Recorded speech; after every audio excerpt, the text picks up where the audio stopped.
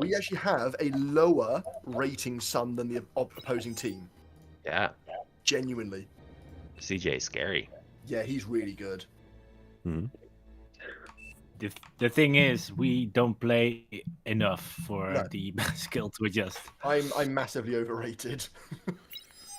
But I make up for it by Nah. having the best flag in the game.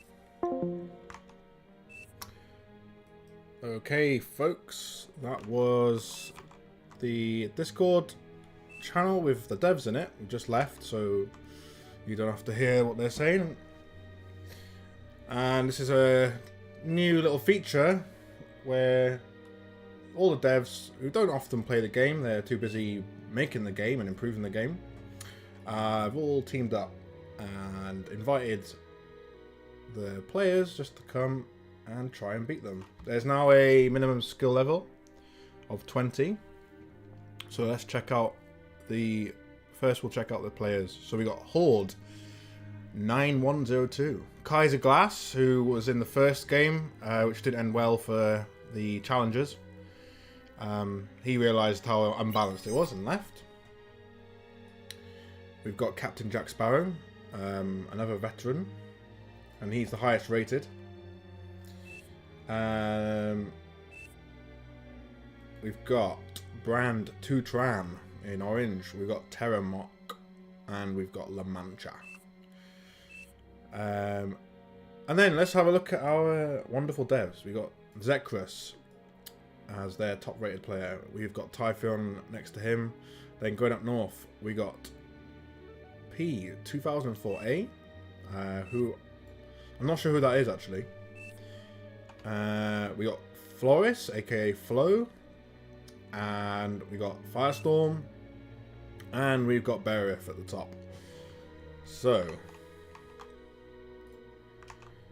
here we go. Match is about to start. Just waiting for the last couple of challenges to ready up. We'll see what they're starting with once we've got going. So yeah, it's a new little feature. There's a new lobby made specifically for this, which I think I'm not sure if it got any particular features about it. But it's a nice opportunity just for the devs to play together. And there's also a lot of interest, although not all the devs are playing together in the tournament, but there's a 4v4 tournament coming up May the 6th. And here we go.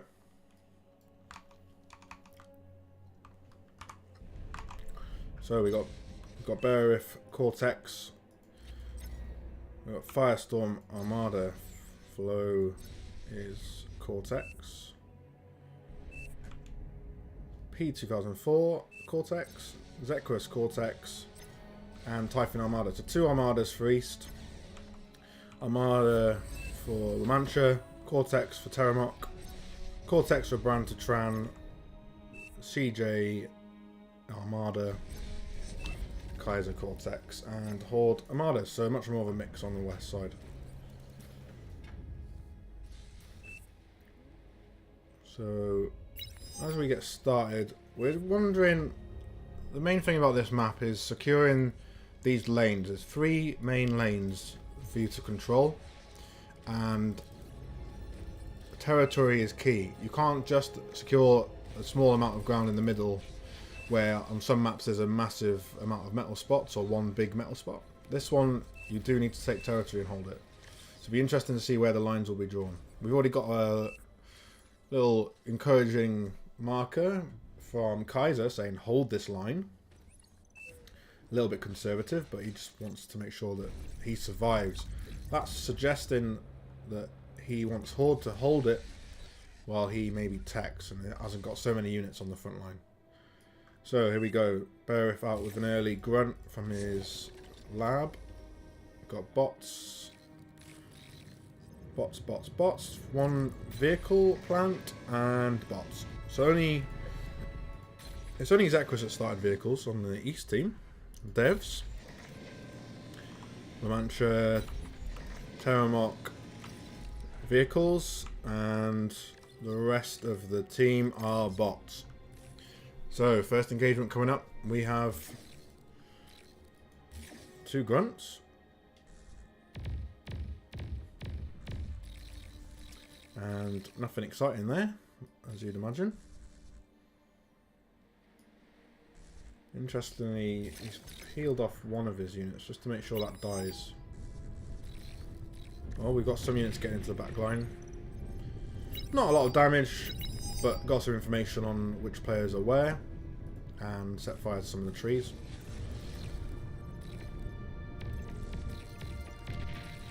Didn't manage to kill the radar, which is a cheap, easily replaceable installation anyway. And here we are.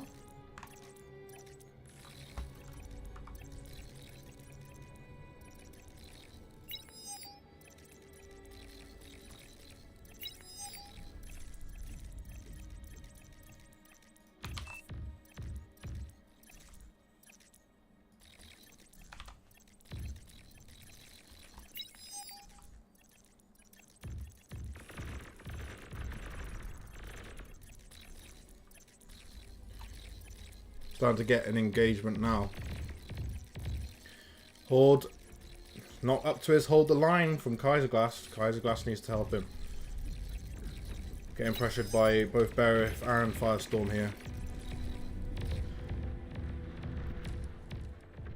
More of a line drawn, a no man's land between Terramok, Lamantia, Typhon and Zekros. But the other 2 lanes are being pushed quite effectively now by the devs.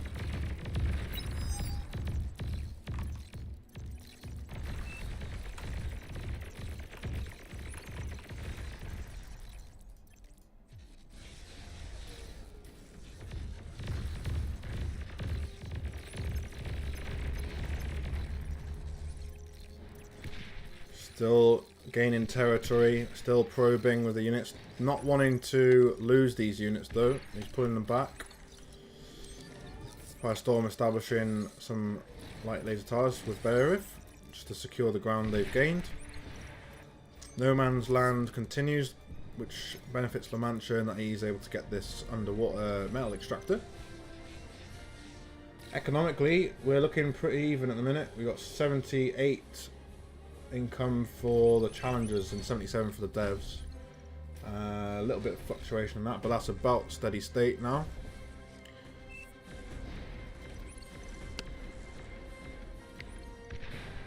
Just gonna, I'll leave the chat on. Might as well. Now, Flo is looking for an opportunity here. He's 2v1. He got P 2004 coming up actually. Now Flo is probably thinking at this point, he sees 2 commanders, one very vulnerable. He can take both of them out with his commander as a combo.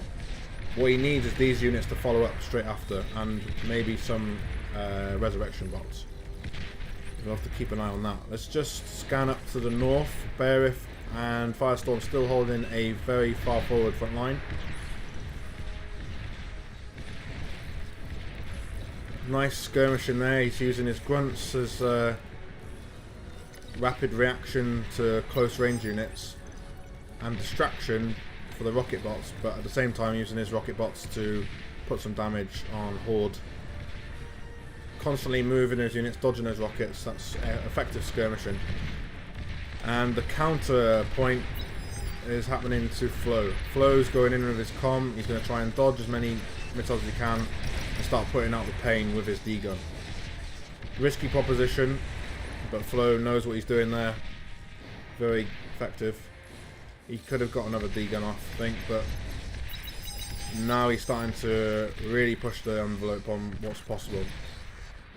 One unlucky move here and his comm will die to one barrage there. Firestorm is asking for Flo's construction bot. I'm not sure why that's there. We've got a push now. Brand to Tran is thinking about it. Nope. He's seen overwhelming number of grunts, pulling back.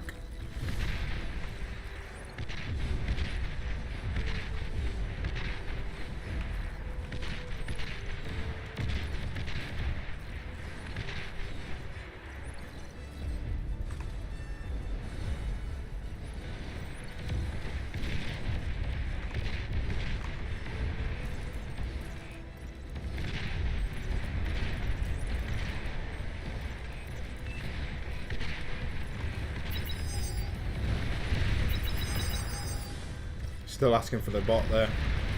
They're really pushing up now. He's starting to get some good high ground here as well, which will be quite useful if he's got any thugs coming up, which he doesn't yet. They gain some range from elevation.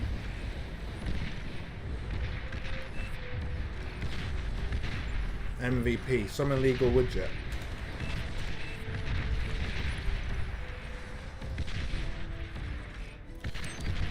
So there are widgets that have been built for this engine, which are shared by the other game 0K, and precursors to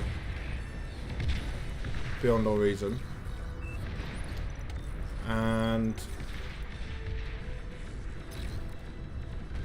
they can help control your units. There's one called a skirmishing widget. Back in the day, I haven't seen it for a while. It probably still exists, probably still works, and it would maintain your units at a maximum distance that they can still fire from enemy units for you. Very effective. Still requires some micromanagement, but oh, I've just missed this. Sorry. Bombers have come in from Kaiser and have done some damage to Flo's base. He's looking for other targets now.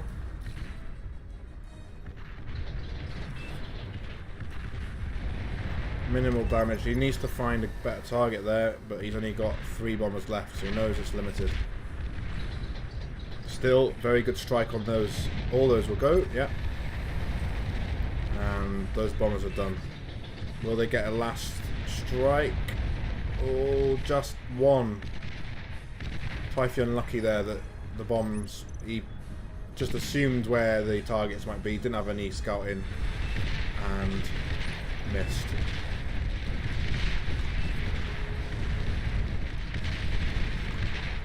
And Bearif now getting dangerously close to the back line.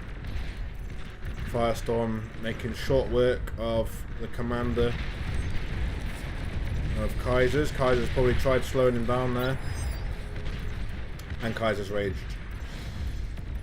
Kaiser left the previous game as well because the other players on his team weren't highly rated, and he's done it again. Bearif is doing well, but I think it's a bit early to call it quits on this one. It does mean, however, that Captain Jack Sparrow has the resources at his disposal, and he is a good player. He may be able to put that to enough, invest that new resource income into T2 expansion. He's already getting his second advanced metal extractor up. Let's have a look at the overall statistics quickly. Metal produced, it's still relatively close. But surprisingly, it's the West team that have made more metal than the East team. 52,000 versus 50,000. Of all the metrics, that's the quickest one to understand the overall economic picture so far. And already starting to see a T2 gunslinger skirmisher bot, very effective for its rapid repair and increasing XP, which gives it extra range very quickly. This unit can become very powerful if not taken out quickly. Bearif knows that. He's going to go all in on it probably. Oh, at the same time though, he's managed to take out Horde's commander.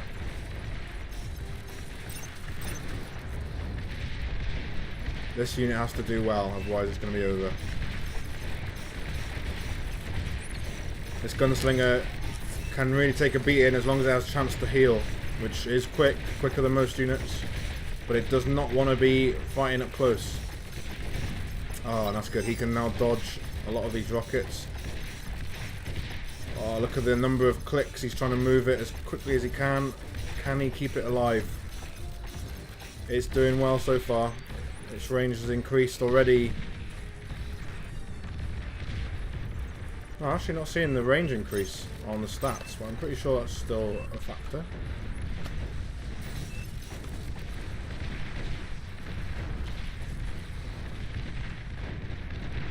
They may have removed that. I might be out of date. That was a factor. I'm not seeing it in the stats. So, but its health regen and quick XP is still a unique feature. Now he's going in with his comm. Oh, and that's unfortunate. Captain Jack Sparrow just taking his eye off the ball for a few seconds there. Looks like Beowulf's going to lose his comm, but he also takes out 5 hounds with him. The T2 is starting to make a big difference, but that's an unfortunate loss there for Captain Jack Sparrow. And going back down to the south, some sneaky reclaim going on underneath Terramok's nose, but he has killed the con.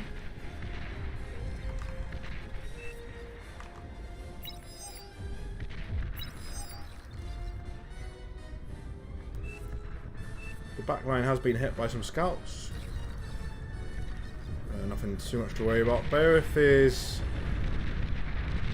probably reading a little bit. He's done very well and has had a lot of territory, but he's now lost quite a lot of units and his commander there. That's going to hurt. And only now is he teching up. So, yeah, he's coming so close to finishing his opposite number and not making it happen. And feeding that metal to their enemy's strongest player. So there's not going to be positive outcome from that whole engagement up here. Part of the problem with holding that much territory with T1 is it's very easily lost once T2 comes into the picture. Hounds making short work of these defences, but luckily in the meantime Firestorm has gone to Tech 2 and has a couple of hounds of his own.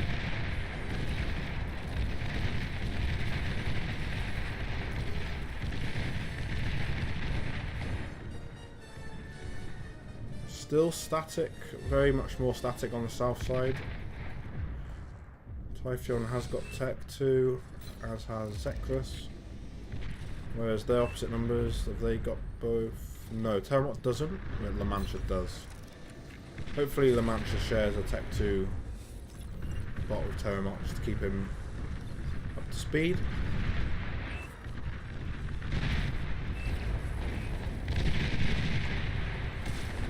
Captain Jack Sparrow roaming now with his hounds. Making sure finish off. He did spot the hidden camera. He must have walked past it.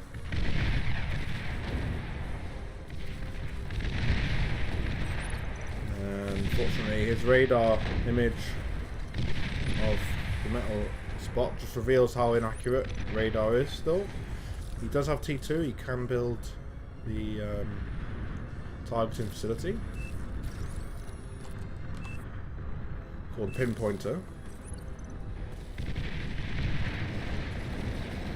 And that will increase the accuracy of the radar, which is highly valuable investment for when you have a lot of ranged units.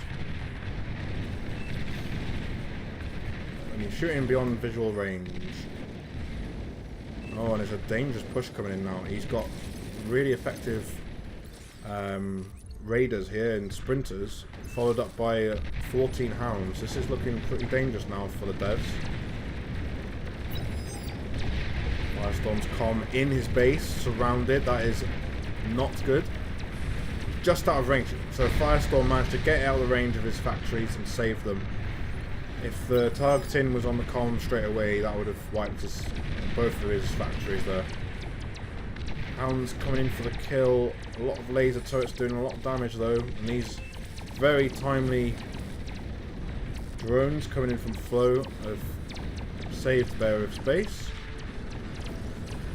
Beowulf is slowly getting his Tech 2 economy going. But he's had to restart his lab. Constant pressure coming in now. And looking to the middle lane. Nicely held down. it's unlikely that the devs team is going to be able to push through that in any short order. So a lot of the focus is still on the north. Things hotting up on the south side. Typhoon's now got hounds himself with a nice banisher from Zekros. I'll put out some major damage from range. Oh, but that was a friendly fire. It's now targeting the fleas who are getting close to the hounds. That's not what you want. It needs to be making sure this thing is targeting the back lines. If you let it target its own, it will often target the closest units because they're the only ones in range, and there'll be fleas and other skirmishers.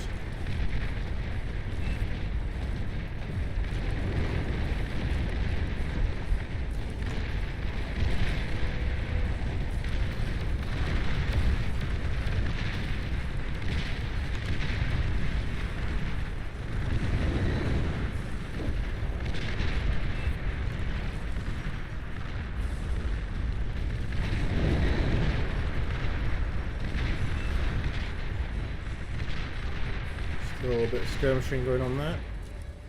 These fleas have really helped turn the tide on the south side. Because hounds and brute tanks are not very effective at targeting these fast, small units. Even if they can kill them in one shot, they're wasting those shots on those instead of more valuable targets. So we're taking a little bit of a pause on the north side. Beowulf recovering, has got some units up. But really, it's North Challenger team are starting to build up their units, ready for the next opportunity. Now, there's enough pawns here that could just sneak through the gaps. If he spreads them out nicely, there's not a lot of units here to stop him.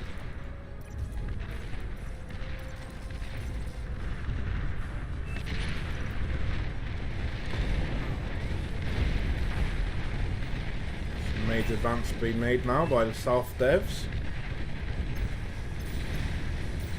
Even though we got these ticks playing a role, they haven't got any backup. You need some firepower to help actually put damage down. They're not going to do anything on their own.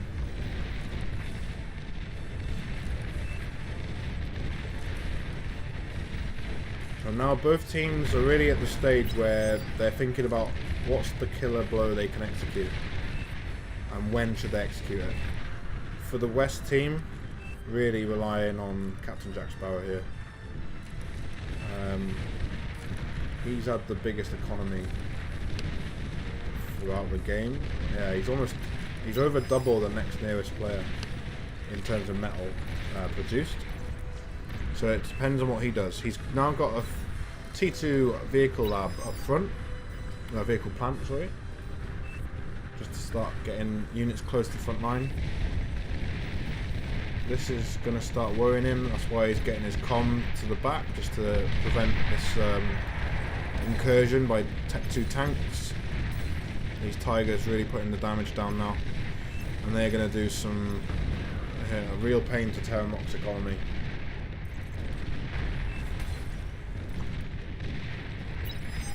Captain Jack Sparrow using the transport to get his comm into the action, putting him down, getting the D-gun going. Missed the first shot, missed the second.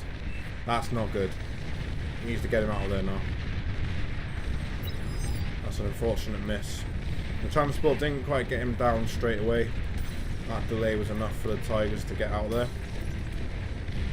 Carry on the onslaught. I think these two, yeah, they're down now. As is the one that was going north. So they've dealt with the threat, but the damage done is tremendous. Terramoc's lost a lot of his wind turbines, which he's now going to try and rebuild. But he does have the metal Rex to reclaim, so it's not completely over for him at this stage. And the counter attack now. These new tanks from Captain Jack Sparrow pushing in. He knows, as he's just seen from the devs on the back line, that he needs to get into the bases. He needs to start hurting their economy. Otherwise, they're not going to last much longer. I'm going to take my eyes off this attack just for a moment, as we've got Beowulf now with plenty of units skirmishing fiends with their flamethrowers up front, with a support artillery of Sheldons behind them. They're going to start putting massive pressure on Horde. But back to this incursion. Bulls are doing some damage. They're already dying though. Not sure if they're going to be able to get in. And that's a misclick, I think. Captain Jack Sparrow is now manoeuvring. He's trying to look for another opportunity. Too much resistance there. Saw the commander with flow. Now he's going to try and go south and see if he can start unlocking other opportunities. Not many units now. He's going to have to take some time to get his numbers back up. Beowulf being cautious. There's still quite a few hounds here that can go toe to toe with his fiends, as long as they stay at range. So pause for the minute. Going back down to the south, Captain Jack Sparrow pushing in with his bulls. They are doing some damage, but they're already starting to run out of steam. Well, 2 of them have been left. Oh, and he's targeting the pinpointer. Not necessarily the target I'd have gone for. He could have taken out a lot of these, maybe tried to sneak away, just to draw the enemy units away from the front line. Which would have given his ally La Mancha some more opportunity to push on this front. But there's so many things that you got to bear in mind. CJ is basically playing the entire front now. He's got an air screen up, he's got the economy building, he's got this middle lane, so there's a lot of things for him to pay attention on. So you can't really fault him for some of those missed opportunities.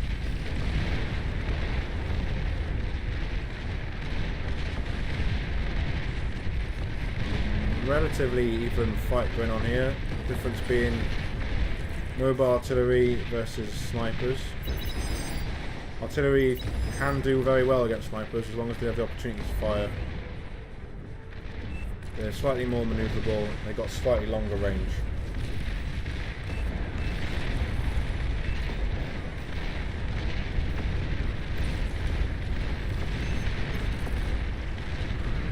Another incursion now. Beowulf decided facing up to Horde was not worth it. Instead, taking an opportunity for a sneaky raid south into some of the middle eco. They may pay for it though. These hounds coming in. Looks like they're going to trap these Sheldons. Are they going to be able to kill them? No, not if he stays still. And these fiends are now in a really good position to finish them off. That's unfortunate. That is all of Horde's units. And Beowulf may be able to take advantage of that. There's not a lot here to stop his units from pushing in. And the other thing you've got to bear in mind is a lot of these games, there's a lot of metal here now. Someone can reclaim that, and at the moment it's looking like it'll be the devs. Same thing for this south side, nearly 5,000 metal in wreckages. Currently that metal is in the control of La Mancha in the challenges, but will they be able to reclaim it? Currently got a resurrection going on, but not many resurrection bots, so it might be too slow. If you're at risk of losing the territory, better off reclaiming it, just to deny it the enemy.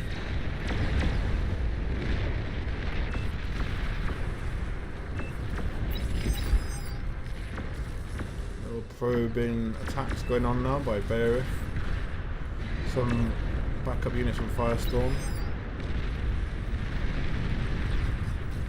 And we've got quite a few starlights here, very powerful long range lasers. We've got Tachyon cannons. But they really need a screen, which they do have in numbers with Jaguars and a few bulls. These can be very effective if they are just protected. In the meantime, now we have Typhoon and Flow pushing with their units.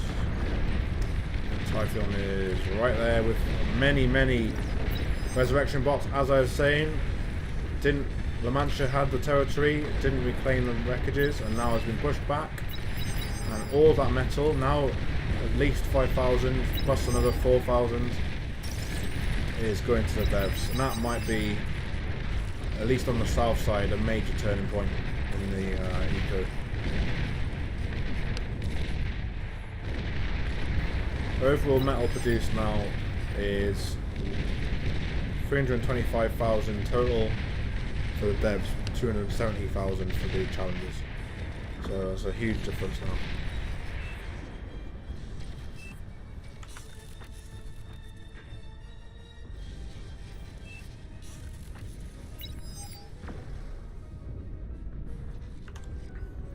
Okay. A little pause now in activity. All the metal reclaimed has given some new options open to Typhoon especially. He's invested in his economy, he's investing in quite a defensive keeper.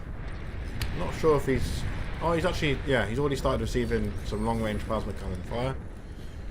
So well worth investing in that. It'll just completely negate that cannon.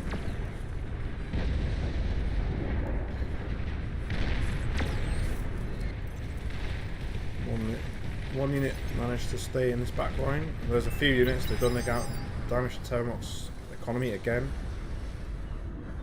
His commander looking a little bit fed up. Rebuilding them twice.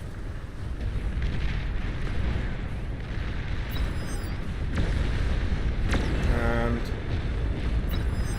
just seeing on this north side a very cheeky incursion by Firestorm's Recluse all-terrain spider bots, making effective use of their access over these cliffs into the back line. He does want to be pushing before a response can come in.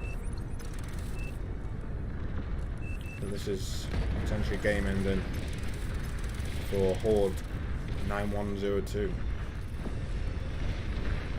Let's have a quick look. Is there any strategic developments going on in the back lines? We've got T2 Air from Typhoon. Might be looking for some bombers or maybe an atomic bomber. More eco going on. We've got an advanced fusion up already. That is going to be very effective by Firestorm. The response from Horde came as I suspected in the shape of snipers. Sharpshooter bot. So they've made short work of those. Sneaky hiding spot there. Good idea. Not sure if Horde knew about it. But if he'd pushed quicker, he might have been able to do a lot more damage. Middle lane now. And that's not good. This, if you remember, was where all of CJ's defences and factories were. Now he's lost them. They've called GG and resigned. Good game. The devs, I think the big turning point was reclaiming a lot of that metal, and just the territory held in the north lane for that long just meant it was very difficult for them to push back. So a very good game there. Let's have a quick look at the graphs. And metal produced, I mean, look at that. You can see that one player, Captain Jack Sparrow, dominant in the economy, took Kaiser's base, so it gave him an extra boost. Not sure how early that was, but it might have been here. But was being caught up, and the total for the team on the dev side was just too high. So yeah, it's, he was trying his best, but he had too many things to take care of, and there were opportunities for him to push, but yeah, he can't do it on his own. So damage dealt, similar story. But Zekrus took most of the damage, more damage than him. from the skirmishing, I guess, on this middle. Cool. Alright, let's go back to the lobby. See who the new challengers might be.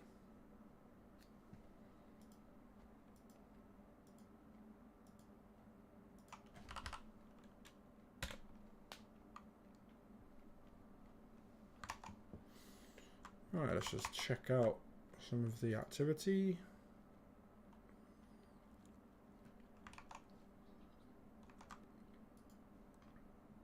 So, just waiting in the lobby now. See if the team of challengers is going to be much different. It looks like, yeah, oh, we've got some really high-rated players in here now. Claret, or Claret, Mighty Sheep, who won the 1v1 tournament not so long ago. Hence why he has the special ranking star as his badge. We've got Grumpy. Grumpy has been a player in Bar and Balanced Annihilation, and this family of Total Annihilation inspired games for a long time. So another one to watch. His rating's 37 there, but I suspect that should be higher. Mom's Boy Toy, I think relatively new player, but has picked up Bar and its strategy very quickly. We've got Zuck, better known as Duck Duck, Enemy, and Pop-Ups. Ceton as well, I've seen play, probably inspired by Ceton's Clutch, map from, I think, Supreme Commander. Just waiting for the teams. We're talking about some of the streamers. So Winter Gaming on Twitch. He's been streaming and playing a lot of Bar recently, so they might be expecting him to come and play. Got a lot of specs in here now.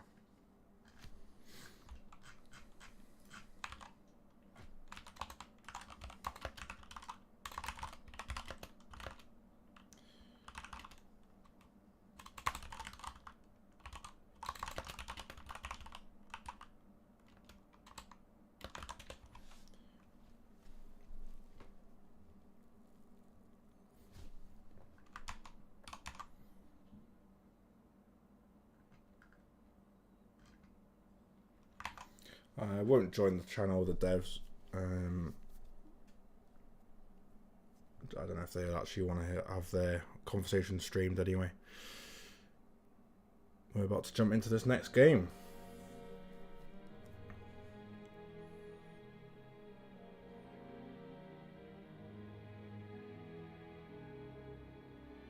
I'm not sure how many we've got watching, but if you've got any questions, I'm happy to answer them.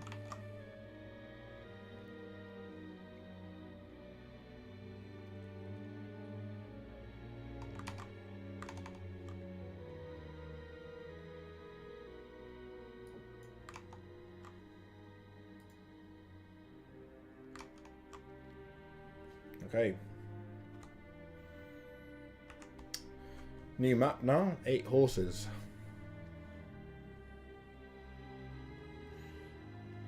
So as we're waiting for the players to trickle in, let's talk about the map. Very interesting layout. Symmetrical. With a very interesting river.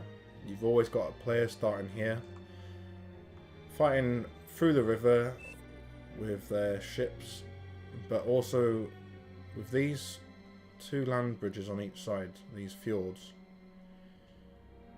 Opportunity to help assist on the attack on the land fighting over here. There's a lot of metal on this little archipelago swamp area, I guess you could call it. So quite often whoever wins the river battle helps decide the whole north battle. So we'll be interested to see what Ceton does versus his opposite number, Jazzcash. So let's have a look at the team. So now we've got 8v8. It was originally just going to be 4v4, but now we're getting loads of the devs in. So we've got Taku as the top rated player for the devs. Next to him, Typhoon. And then we've got Jazz Cash, Firestorm, P2004, Zekrus, Flo, and Bearif. And the challengers for this match: Enemy, Duck Duck, Ceton, Ripple Then Wave, Mom's a Boy Toy, Mighty Sheep, winner of the 1v1 tournament, Claret, and Grumpy.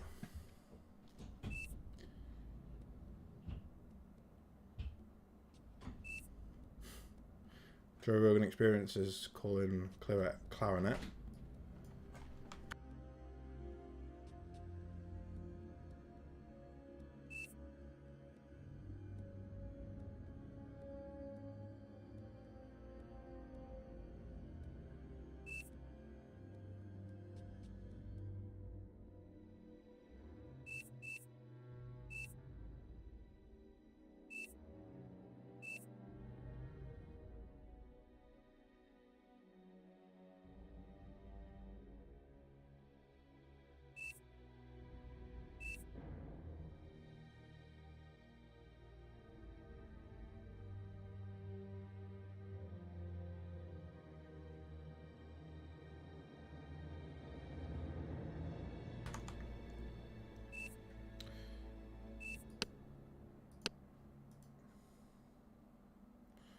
Oof. So let's just have a look at that. Typhoon used the explain command, which I'm now showing you. It explains how the balancing was done, if balancing is on. But if it's not, it will tell you just some of the stats about the total ratings for each team. So Team 1, the challengers, have 288 total. Devs 258, so that is very unbalanced. So just on that, you'd expect the devs to lose this one. So as we get started, let's have a look.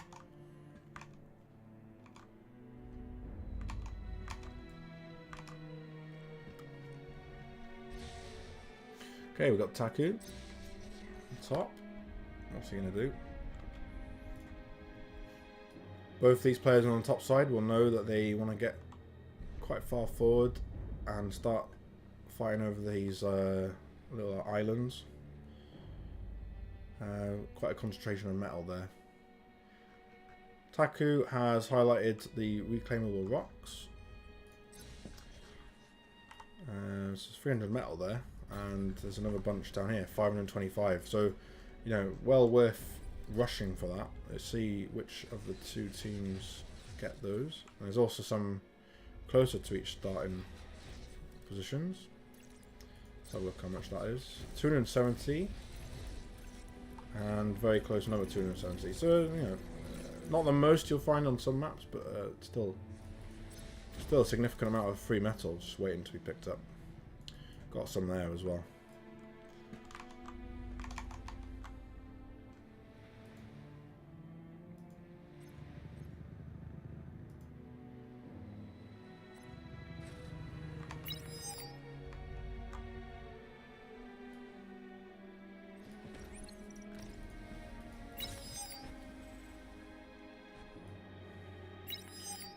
Oh wow, we've got an unusual start. Claret's used hovercrafts. But you don't usually see that, and that's down to the cost. 900 metal is way more than the other labs. So the bot lab 620, vehicle plant 220. Starting with vehicles is a slow start. I think the construction bots have a relatively high cost to build power ratio as well. So he's sort of trolling in a way. But let's see how effective they are. Especially as he's not crossing water. If there was a very, you know, a mix of water and land to cross, then it would be worth it. Typhon's joking about his usual air raids. Not that he always does it, but he does like a sneaky bombing run. A couple of units pushing into the back lines. There's a sneaky flea going up the cliff. It's gonna just probably go for the metal extractor if it can. It knows its time's up. Some reclaiming done there, but resurrection bot's destroyed. Nice number of fleas there by Ripple the Wave. Mighty Sheep has done quite well with his economy so far. I'm not sure if he's actually reclaimed anything. Jazz Cash is looking to win his sea battle. Already got his units up here. These fast assault corvettes are way overmatching these light gunboats. So, although he has got an assault frigate now, so I'm not sure if you want to take that fight just yet. But Ceton does have some presence up this front. Jazz Cash is already getting his metal extractors up here, and that will start turning the tide quite quickly. So Ceton needs to start contesting that river. He's already pushed in, and as I said, I'm not sure if I would want to take this fight. These dolphins are very effective when they get into range. Their plasma cannons do a lot of damage per second, and the tide with the little light gunboats, just no match for them. So there's a good exchange, and now over 600 metal reclaim there for Jazz Cash, just almost for free. Taku and Typhon have not managed to assert control yet over the island. Some control coming from enemy though. Starting to get units here. He's got a construction bot there, and Duck's coming up with his commander too. So look at elsewhere.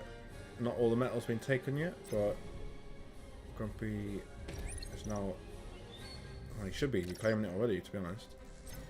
But he's safe in the knowledge that he can get that now.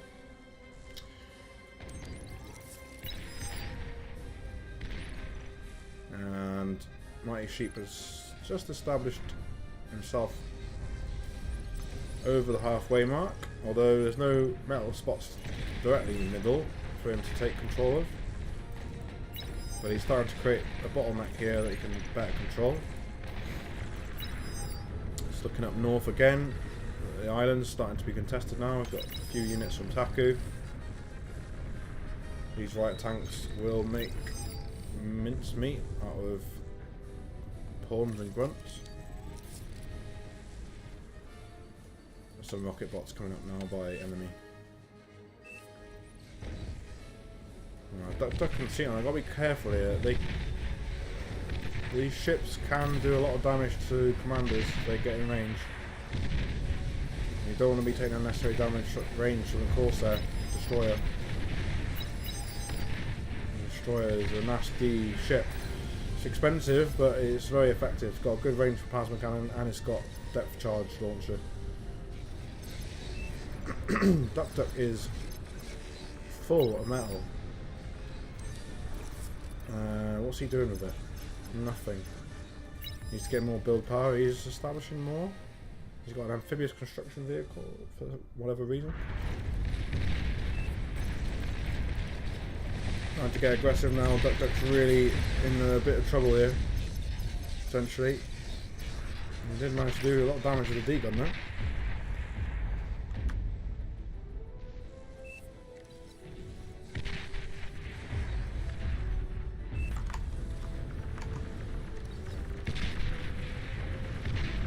Duck kind of dead up north. He is not making good use of his economy at this stage. Needs to invest in some more nanoturrets, I think. And he hasn't reclaimed this metal. Yeah, the metal rocks down there. Firestorm mopping up some units in the middle. Now he's got free reign.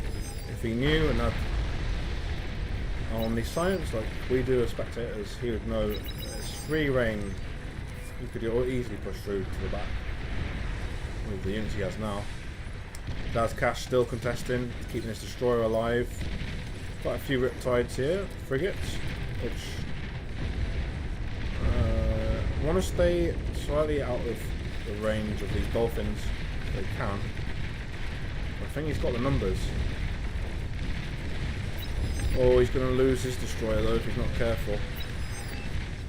Can he dodge the last couple of shots? Yes, he can. But critically, does he have anything to repair it? No. So he saved it, but it's not.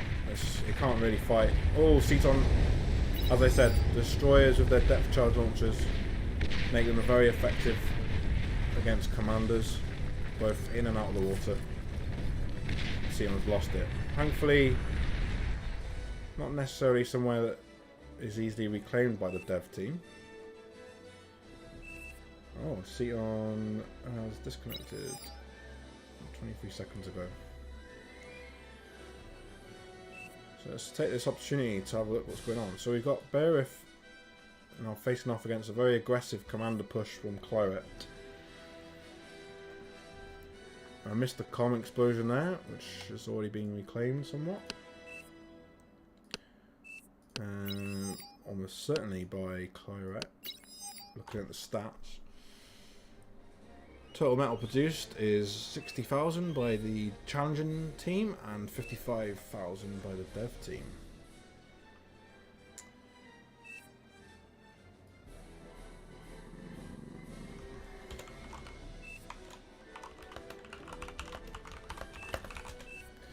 Say an enemy should take if so, as Ceton is the lowest rated player and also is right next to enemy.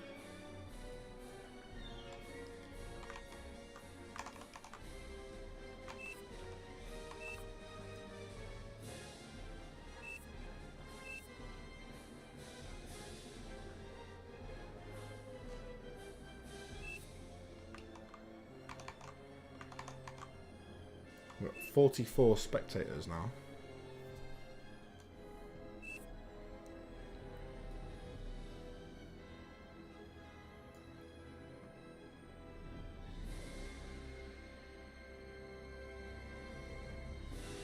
So while we're waiting, the players can continue queuing up and looking at their units and base and deciding what to do. So even when it's paused, the players are not really taking a break. Oh, we've got a very dangerous arrival of seaplane gunships now from Typhon. That is a sneaky play. So he's got his seaplane platform up with his construction airplane, I think. And he should potentially be pushing much further in. These units are a threat, and it will now allow these units to cross the fjord. But there's opportunity cost there of being able to get into the back line and really doing massive economic damage before any anti-air can come up. Let's have a look what he finds. This is an exciting push. Depending on what he finds, this could change the game entirely. Looking to neutralise the sea player, the river player. Riverine forces for West are pretty much going to be wiped out now. Oh, and we've got some fighters arriving. From 2 members of the team, so a double response. Might be the fact that they've had to do that, the amount of economy that they've now quickly invested in air and overreacted, I'd say, also has a major effect. So just getting these seaplanes has been well worth it. Massive damage now. Their DPS is very good.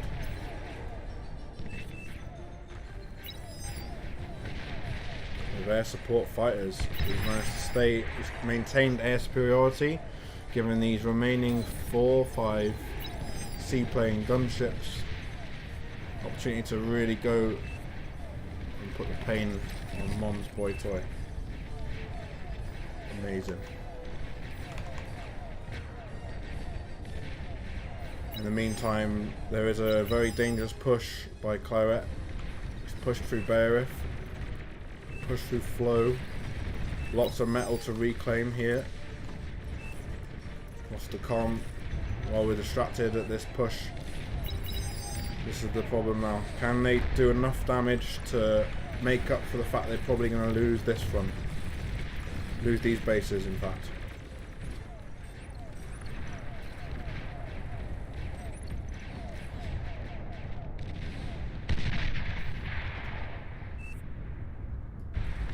Still fighting over the field, even though they've nullified most of the sea forces, the river forces. Still struggling to push against these remaining defenders.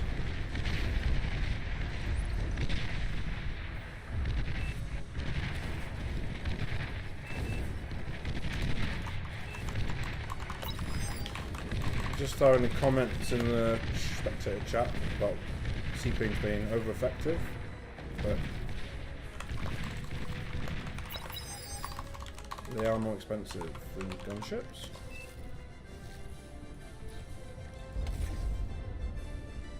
Actually, what is the cost difference? That is something I don't know offhand, and I'm not sure if I have the opportunity to check now.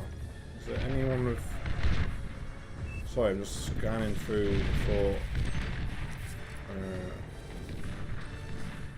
an aircraft plan.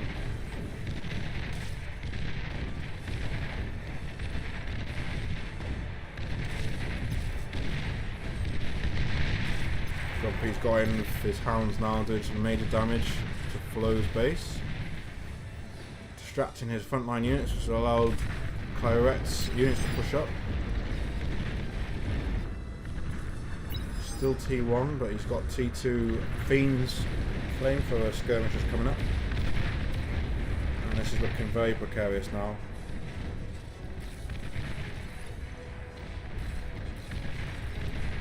To make good on the overall effectiveness of those seaplanes, they need to wipe out this north team. They may have a chance then to turn their attention and take on these bottom two players on the challenger team. This is not looking good. Got a few Centurions, very good T1 bots.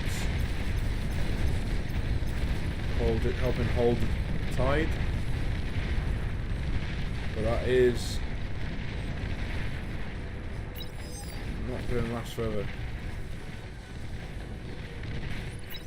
Tide will inevitably come in eventually, unless they do something major. Oh, Claret! Oh, he's overcommitted his commander, and he's certainly going down. Taking a few of those with him, but I think he could have taken them anyway.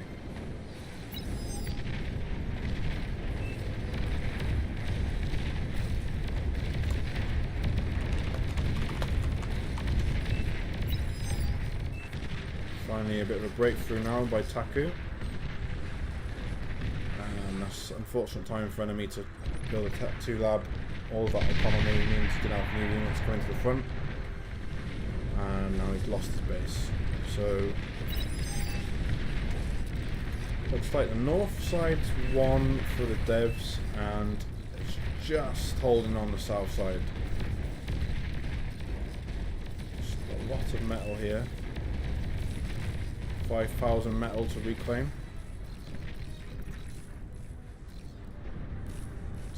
Still reeling from the seaplane raid.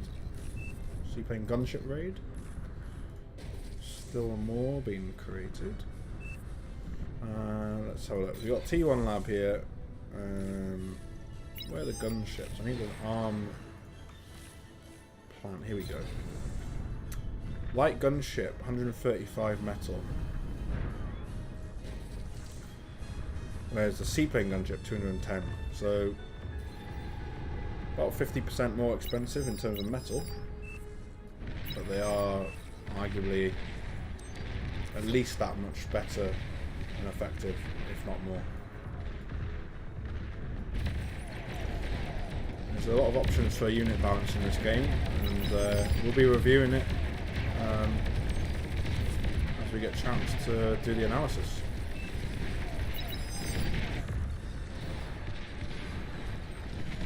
Right, there's a new status quo emerging, where it's now northeast versus southwest. Devs did very well to hold on. Bearif and Floris, aka Flo, did really well to just survive that onslaught from Grumpy and Claret. But the amount of metal lost in terms of wreckages is going to make an uphill struggle. See what they've invested in. Is there any? Yes, T2 here for Grumpy. Not much in the way of the economy. But here it is. Tech 2 for Claret. So he has started to upgrade.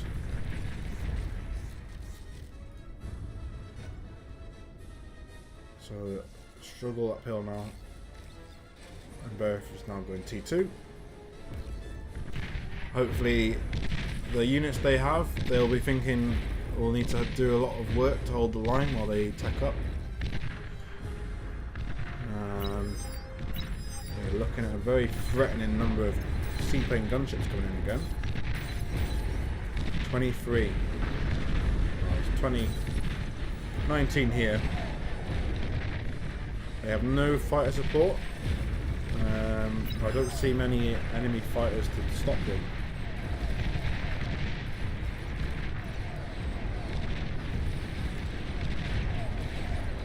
Looking to do some massive damage to the front line.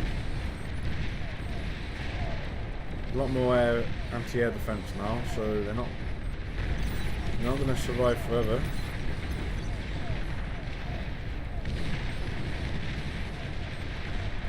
They have destroyed most of Ripple the Wave base.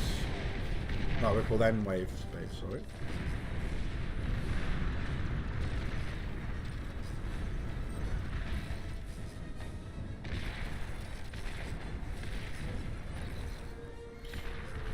Now, coming up to the point where the devs are probably thinking we need to deliver a killing blow to these two players south. They know they're the threat. So I wonder what they're looking for. It might just be as simple as just keep fighting as we are, more T2 units. But I'm wondering if they're looking at something better than seaplane bombers.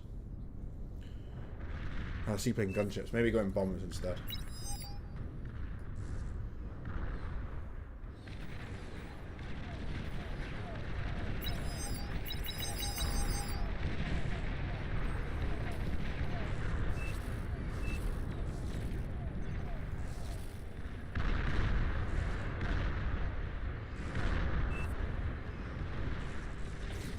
Got a little incursion here. Sprinters doing what they do best and just running through. Looking for some juicy targets. He's starting to split them off now to see if they can find some opportune raiding targets at the back. He's getting quite far out, but there's some paralysed drones onto them. Oh, he's found this T2 lab. That's a lot of metal wasted. 2,700 metal invested there. It's all gone.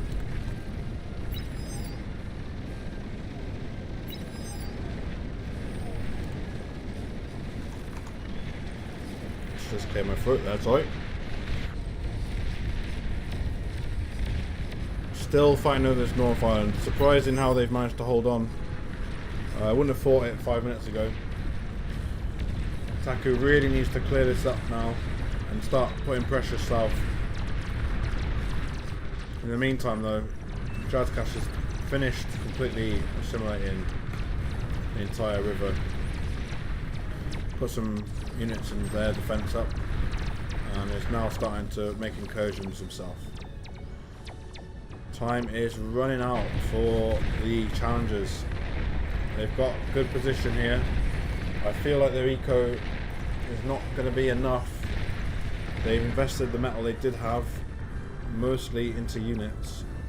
Not seeing any fusions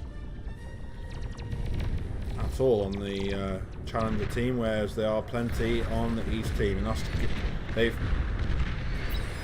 made that investment and they're now paying back.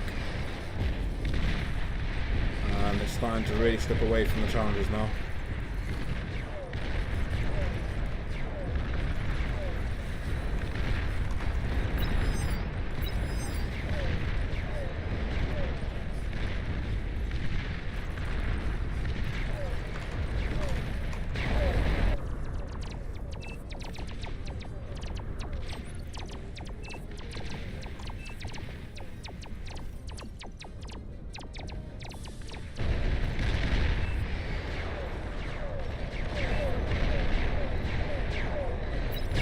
Really interesting that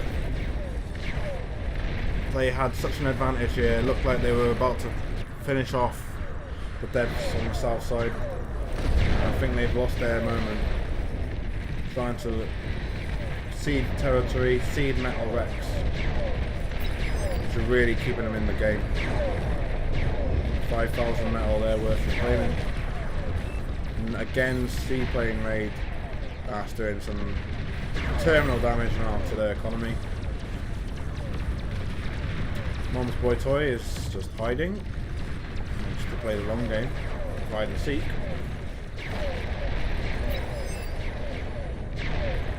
Probably a game best played in the real world.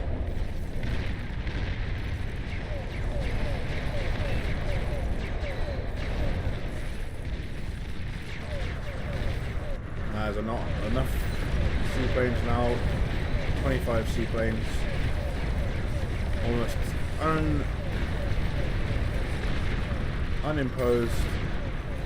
unopposed push now into this back line.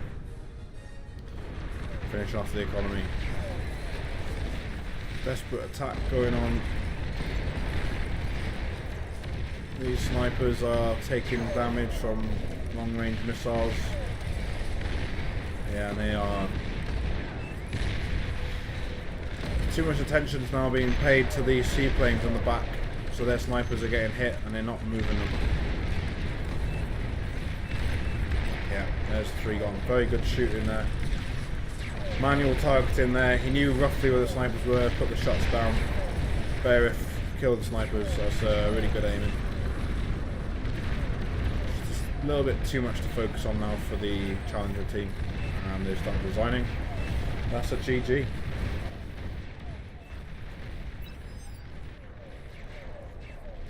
Another GG. Well done, devs. And as you can see, it's not all about the, especially in 8v8 games, it's not all about what the rating of the players are. That's only partly an indicator.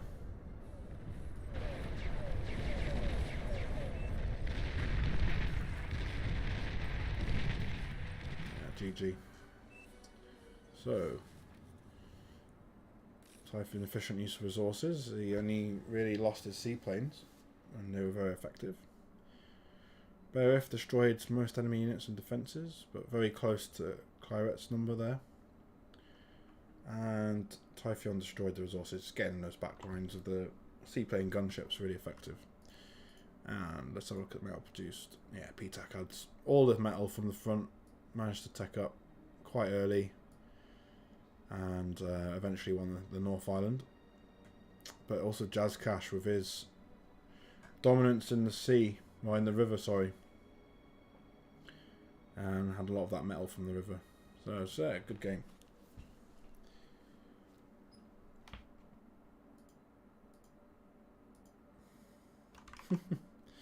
Okay, I think I'll stop streaming there.